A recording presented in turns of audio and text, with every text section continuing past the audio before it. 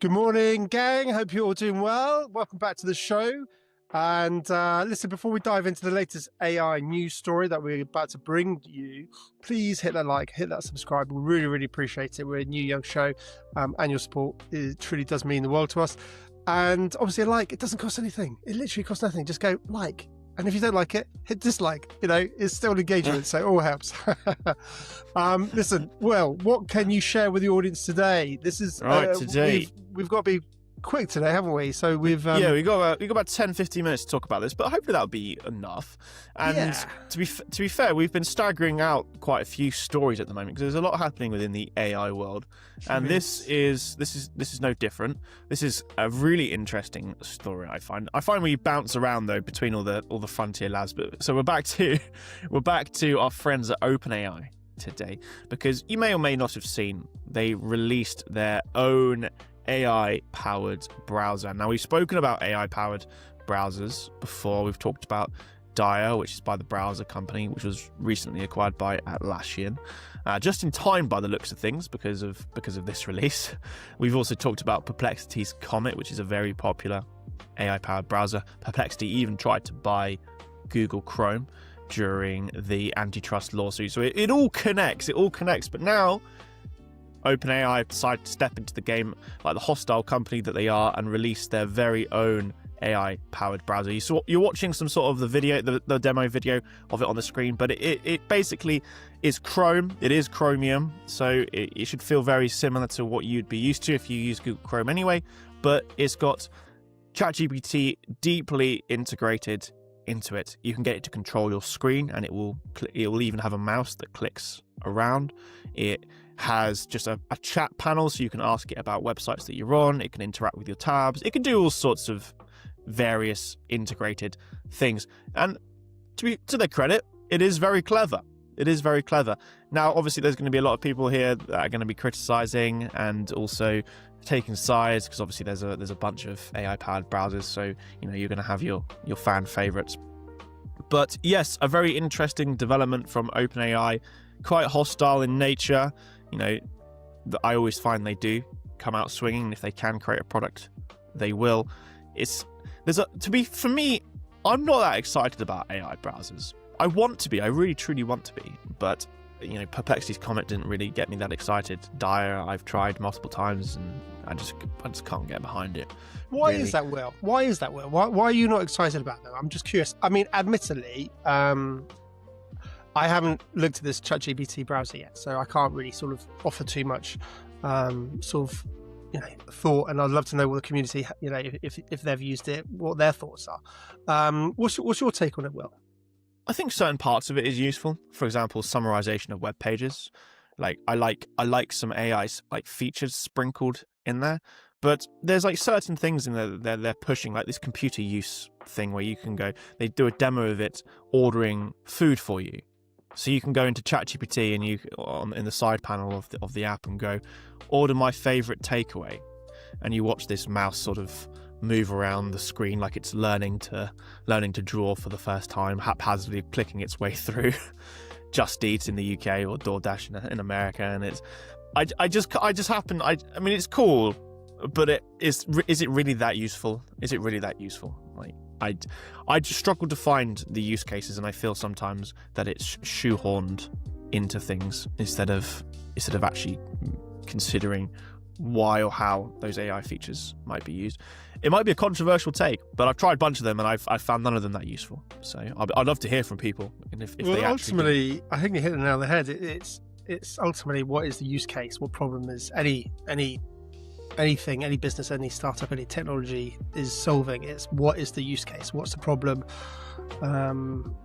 Who's the target audience? And has it been validated? Ultimately, yeah. And maybe this is part of their validation process to see if people are actually gonna, use it. Maybe so. I don't know. Literally, does it solve a problem? Helping somebody order their food faster by just saying? But I'm not sure it is food? faster. I don't know. It's not. I'm not sure it is fast. If you watch the video of it, it's just like this mouse just sort of. It's cool. It's a cool demonstration of technology and its novelty to watch. And as you said, maybe it is a first generation product. They're sending, lots of feelers out, as are a lot of companies, to how this technology, might well integrate into workflows, and it might be pulled in a few years. But no, it's. And how do you think Google were thinking about this? Well, I think this is the ultimate, because obviously they control Chromium, the underlying engine. They control the most popular search engine in the world, and I'm sure I think I've heard rumors. Don't quote me. I've heard rumors of them baking in their own AI into their own search engine and browser and everything related. So I'm sure they will. They're all going to release their own competitive versions. But I've got one other big issue with this as well, which is also something that we talk about at length, which is the privacy aspect. It is so deeply violating of privacy, in my opinion. You are basically giving over your entire. It can see your pages, literally see pictures of your pages that you're visiting. It can sends that data off to OpenAI. It's recording your entire browser history. It's all in context. It's all going off. And ChatGPT and OpenAI do say, oh, well, you can go in incognito mode, or you can clear what ChatGPT looks at. But it doesn't change the fact that if you're ever using it, it has to go off somewhere. It all goes off to OpenAI servers. I mean, it's just an excruciating amount of data. I can't help. We are having a very interesting conversation. We were yesterday with sort of a regional IT support company, and one of the points were raised that probably AI will be baked into the operating system eventually. Local models running on your computer, and they'll be able to do everything that ChatGPT Atlas can do in the browser, but it's baked into an even lower level into the operating system, and it can also be private and local to your computer running on the machine, because I just can't get over the gross violation of privacy. I wouldn't want to use it purely based on the amount of data it's consuming, because I use a browser all day long for all sorts. Yeah, no, absolutely. I think we talked about this, didn't we? How AI is going to be sort of, like you said, baked into the operating system. It was one of our earlier video, and it's obviously filtering down, and certainly those sort of concerns around sort of privacy is wild when you just open your eyes to the reality of the amount of information that you're just going to be offering to some conglomerate, basically. I mean, let's be honest. It's all big tech, and it's all conglomerates sucking in that data. And for those who are skeptical, governments come knocking on those companies' doors, asking for access. Will, you kindly shared the podcast with the founder of Telegram. What was the show called again? I can't remember the name of the show. By Lex Friedman. Lex Friedman. And, his story is absolutely wild, how basically he was arrested and interviewed and basically asked to provide backdoors and all this sort of... meddle in foreign elections. Meddling and taking down. It's a really worthwhile listen to. I haven't gone through the whole podcast yet. I'm working my way through it, but it's a long podcast. I'm still working my way through it, but it's a good one, though, isn't it? Yeah, I mean, this is the thing. Is people are just so sleepwalking into this dystopian nightmare of Big Brother. 1984. Surveillance state, monitoring everything you're doing, watching everything you're doing, looking at what you're buying, with digital currencies, around the corner. Everything's going to be sort of monitored, controlled. I mean, it's a dystopian future that I do not want to live in, and this is just the stuff. We're literally seeing this play out as part of the bigger, 100%. bigger sort of vision for some, and it's not a vision that I want to be part of. And I think the privacy side is absolutely critical, and I just hope and wish more and more people would wake up to this reality. And 100%. cool, yeah, this is a new tool, and let's jump on it and let's play with it. But just take a moment to, just stop being a consumer and just being a sheep, and just think, right, why are these things being introduced? What's the just think, just be mindful, be careful. Don't follow the herd. No, 100%. And to circle it back to this new release and any AI-powered browser, and anything that you're sending off to third parties to do with this kind of stuff, is these technologies are creeping deeper into people's workflows, which I think is ultimately a good thing. They are helpful, regardless of my feelings of it being in a browser. But as it gets deeper into the workflow, the more it knows about you, the more it's sending off, and the more ultimately the companies and the data analysts looking at all that information coming in will know about you as well. It is certainly a concern. I'd love to see how this plays out. And again, another interesting point raised yesterday in the meeting was, most people are not going to do anything or think about it until something goes really wrong. And you can see something like this. I mean, even in the demo video, you have emails. They're demonstrating being in Gmail, helping ChatGPT, helping you to reply to your emails. That means it's got access to your entire inbox. We open proprietary products in our web browser all day, every day. Suddenly it's going to be able to see that. People are it's just a staggering amount of information. It's going to know all about you.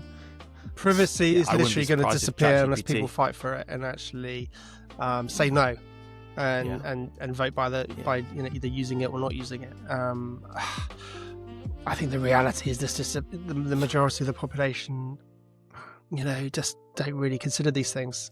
Even intelligent people, people running, large businesses and organizations. It's wild, the lack of awareness. We were talking to an engineering company, and he was just saying again, this is so common across the board with people having conversations with. It's people at an awareness level, but a very low level sort of thoughts process in terms of, I don't know, just they're just scratching the surface. They're not really getting below the surface, and everyone's sort of using it even just to tidy up their emails. But the problem is they're putting sensitive, potentially information in an email. Well, there you go. I was going to say, there you go. There goes the email data. It's the security risks potential is just wild. No oversight, no controls, and this is just across the board with so many industries. And I just, what can you do other than, try and do videos like this and talk about it? Hopefully it'll get shared and start people, it gets people thinking about that concern, and build things, like we're building privacy first AI solutions. So, it's really, really interesting, and, and something we're both passionate about. It's one of those, another tool for the masses just to plug in and be a zombie. No, I'd urge you. I mean, I'd urge you to be careful. We'll see what you go on, but I'd urge everyone to give it a try. It's interesting. See how it could fit into your workflows, because inevitably there will be private versions. Hopefully, I think this is we might build. This is the challenge, Will, isn't it? This is the challenge, because we want people to embrace AI. We want people to use AI. Because we can see, we know what the future is going to look like, and we're all for AI. So it's that sort of dichotomy between the future and people getting used to it and trying these things and experimenting these things and embracing these things, and that's all positive. I just think there's a real lack of awareness of risks, and just do you know what? It's a thin line. It's a thin line, which I think we give a good impression of on this show, is that it has so many benefits, and it's gonna overturn humanity, hopefully, in the best possible way. But at the same time, you've got to be super careful about all of the risks. And if it goes wrong, it could go really quite wrong. And that's what the conversation we've got to have. You can't sit here and go the whole time AI is brilliant, this is fantastic, because some parts of it isn't, and those are the things we have to have conversations about in order to get the best out of this technology for everyone. Absolutely. I think that's perfectly summarized it. So Perfect. Listen, let's wrap up. Amazing. I'm sure everyone's got stuff to be getting on with, as do we. But listen, guys, if you're still here, I would love to hear what you have got to say. I've responded to a few comments from some earlier videos. Thank you for commenting. Thank you for pointing out that I've got no idea about copyright law. Of course, I don't. But yeah, keep it coming. You know, this is the point of having these conversations. It's the thought. It's for us to think about these things as we're building. I mean, in many respects, you're witnessing us brainstorming, because these are the sorts of conversations we have behind closed doors as we're, you know, reimagining the future, as we're building the future. Absolutely. So I really, really appreciate your support. Share, like, and do all those amazing things, and we'll continue to keep bringing you the latest news. Take care, guys. Absolutely. Cheers.